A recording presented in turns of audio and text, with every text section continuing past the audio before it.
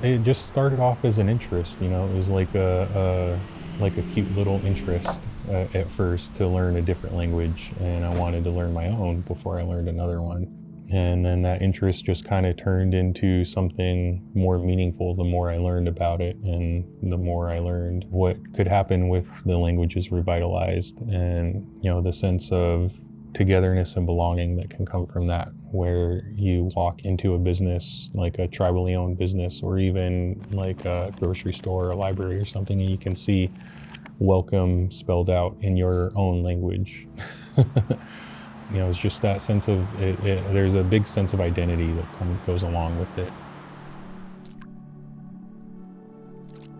Well, we can start with Mount Baker.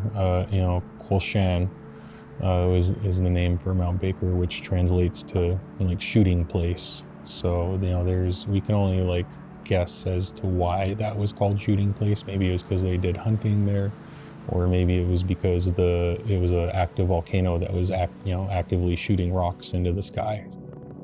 The Twin Sisters Mountain, that was known as Queek Smani, which just translates to Red Mountain. Because if you'll notice, sometimes when the sun's setting, the mountain turns red. So there's two village names in Linden. There's actually three major villages in the Linden area. Squahalich is one village that is on the south bank of the river across from the city of Linden. The meaning behind that name is go through an opening at the back.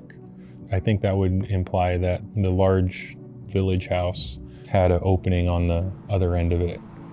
And then the other village name is Chalos.